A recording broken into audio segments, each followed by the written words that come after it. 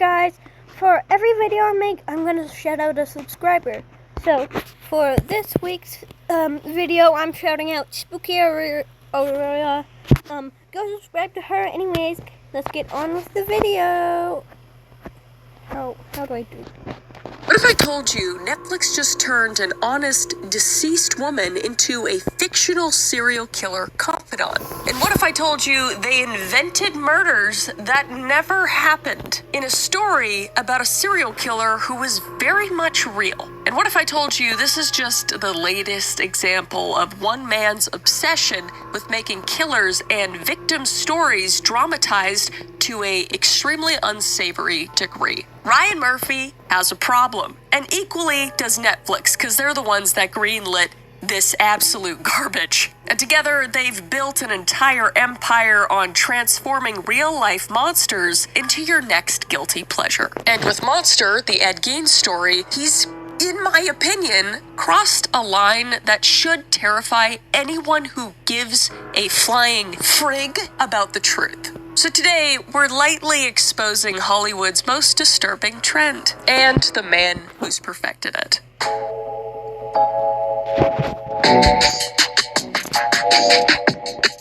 Alright, let's take a itsy-bitsy moment to talk about something I love deeply. And that is Raycon. Thank you to Raycon for sponsoring this video. And it's their anniversary! Yay! And their open earbuds are now 30% off right now. And honestly, these have become my new best friends for my daily grind. They're sleek, smart, and way cooler than your average earbuds. Because whether I'm working, commuting, hanging out with my dogs, or just winding down, they fit right in and make everything feel a little more fun. But what makes them different, Chris? Well, let me tell you. They keep your ears open while still delivering crystal clear sound. Because they sit just outside your ear canal, so I can stay aware of traffic when I'm going on a walk with my dogs, or if someone in the house needs me, without missing a beat of my somewhat eclectic music taste or my true crime podcast. And they're so lightweight, I forget that I'm wearing them. And they have an extremely secure fit with the way they go over your ear. So they stay put whether I'm doing a workout or just researching for a new video. And Raycon delivers the same premium audio quality as those big brands that cost twice as much. And with over 3 million happy customers and a 30-day happiness guarantee, why would anyone overpay? And the multi-point connection lets me switch between my laptop and phone seamlessly. And with 36-hour battery life, I charge these like maybe once a week, and I use them every single day. And you should too. And you can if you click the link in the description box, or you can go to buyraycon.com/KMKOpen to get 30% off the Essential Open earbuds. That's buyraycon.com/KMKOpen. Thank you again to Raycon for sponsoring this video, and let's get back to it. Hello everybody, and welcome back to my YouTube channel, or welcome to my YouTube channel. I'm Call Me Chris. You can call me Chris, and Auntie Chris is a little spicy mad right now. I'm not doing too great. I wasn't gonna do this video. Also, I'm still sick, sorry about that. Wasn't gonna do this video. I did make this video on Ed Gein about the real victims and what actually happened to them, and I lightly touched on the Ed Gein show, but it wasn't out yet. I was just saying, like, I'm probably not gonna watch it because they already look like they're butchering the story. Turns out I was right.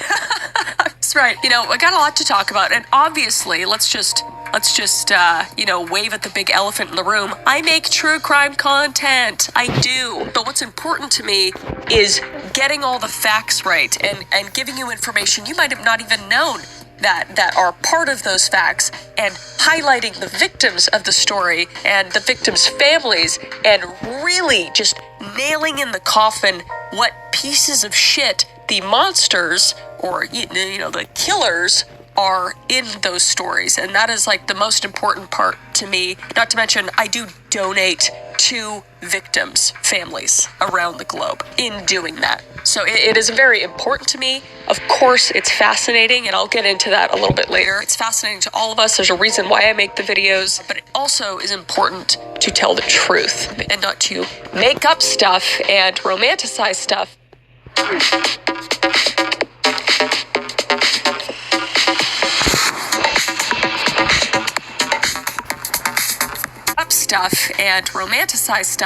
and dramatize stuff to make a better story. What a slap in the face to the people that got murdered or that went missing and weren't even a part of the case. We'll get into that too. I'm frustrated. I'm frustrated, okay? But we are going to talk about the show. And I'm just gonna nitpick all the little things that are wrong. Maybe you'll learn something out of it. I highly suggest you go watch this video though if you want like the full in-depth story on Ed Gein and all of the horrible things he did and like highlighting the victims' lives and all that kind of stuff. That's the video you should go to. Today we're just gonna kind of graze over the show. Also talk about some other shows that Ryan Murphy has done. Sorry guys, I had to pause the Call Me Chris. My phone was at 5%.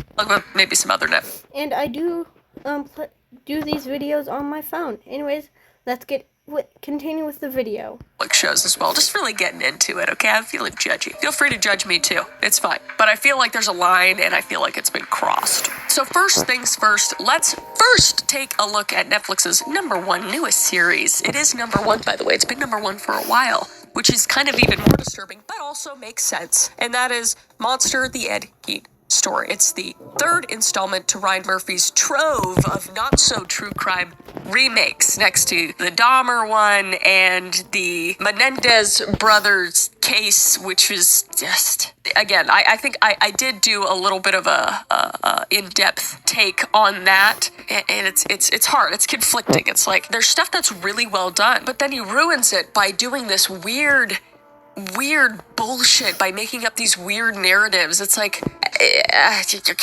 just gonna get into the Ed Gein story right now, okay? So episode 1 is called Mother, all right? And the series opens in rural Wisconsin with Ed Gein living under the control of his fanatically religious mother, Augusta. 1 point. That's very true. She was crazy and extremely controlling. Who condemns all women as corrupt? True. Can we get a false and fact so we can keep count here? All right. So we got one truth so far. Mom was crazy and she didn't like women. All right. And then it goes on to Ed secretly spying on his young neighbors, Adeline and Madison, trying on lingerie, then returns home to engage in disturbing behavior, including wearing his mother's clothes and doing some not so, well, fun for him, I guess, some stuff to himself. Let's get one on the false thing. He never did that. He never peeping tomed on Adeline or Madison. That's just made up. He also, as a 7-year-old child, was caught by Augusta and reprimanded for it, but there is no stories in which he did this as an adult. Could it be true? Sure. I'm going to put a loose false on that one, okay? I do want to say I don't mind that they're doing this because I get that they just want to show that they had this dynamic. Could they have done a flashback? And would it have been more accurate?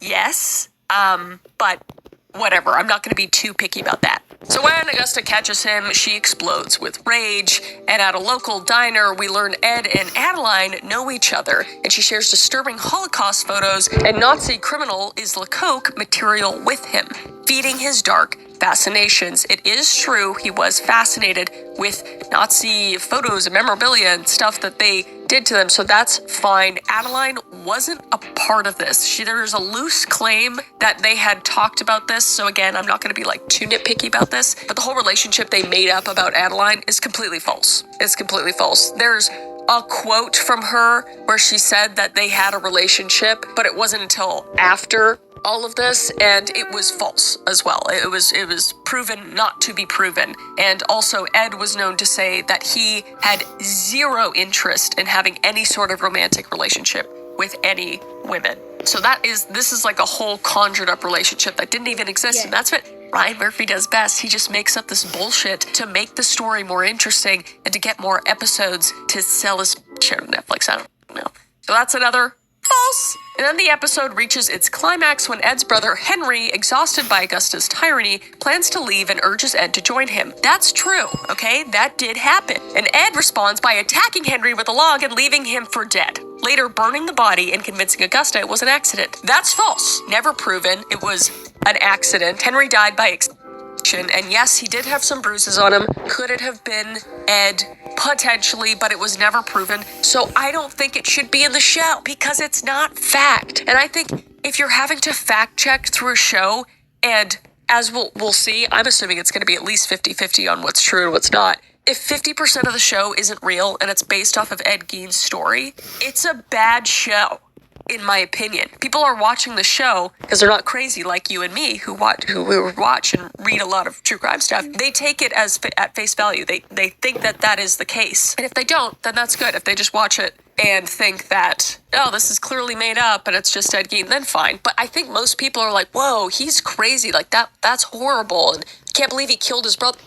That's not true. And there was no relationship with Adeline. And there was no, I'm going to stop yapping. Let's continue. So that's false. And then soon after, Augusta dies of a stroke. And this is true, but it wasn't after. It wasn't until a couple years after, actually. So they kind of sped up the timeline to make it more convenient for themselves. Classic. So we got a false. And then hearing his mother's voice demanding he keep her close, Ed attempts to dig up her grave but fails. False. Never happened. So instead, he exhumes another woman's corpse and places it in Augusta's rocking chair. False. Never happened. He did exhume other bodies, but this wasn't till a long time after as well. So again, we're just speeding up the timeline for convenience. We don't know that he ever put a corpse in the chair. In fact, Ed Gein has never claimed that. So that's just a fun little thing for Ryan Murphy to just do because it's creepier, I guess, but it's bullshit. And then the episode ends with Ed gazing lovingly at the body and his grief and madness fully merged. So listen, first episode, I was so frustrated watching this. I was like, as a true crime junkie, I was like, how just wrong? It's like when you read a book and then you watch the movie and you're like, what is this? But it's even worse because it's real people. It's real people. And we're not even into the actual victims yet, which makes me sick to my stomach. Like, he should have just made a show like Psycho or like Bates Motel or like, Chainsaw Massacre. There's a reason why people make these fake serial killers instead of the real one, because you can go off and make stuff and you could do stuff inspired by something. But when you're putting Ed Gein's name on something, the actual victims' names in something, you have to tell the truth. In my opinion, it just doesn't fly with me. So let's move on to episode 2, which is Sick as Your Secrets. Guys, we are doing our biggest candy drop ever. Hold on. Did I just see Guppy? That is Guppy. Yippee. And our coolest with exclusive posters and a brand new product. I'm so excited! As you guys know, my husband and I, Caleb, own a candy company. We own it 100%. We make it right here in the middle of Texas. And it's Halloween, which means it's candy season. It's our season. And we have bundles that are live right now, along with new flavors. Right now, you can get 12 bags of candy, 11 stickers, Sour Ups, which is our new product, which is sour sand, and it's like different flavors, so you can make your candy more sour and just have like a beautiful mirage of different flavors. I was a big fan of Fun Dips growing up, so it kind of like taking that concept but doing it with candy, so you can mix it in the bag and mix it up. You could dip it. You can do whatever the hell you want with it. You can eat it out of the bag. I'm not your mom. You can do whatever you want, okay?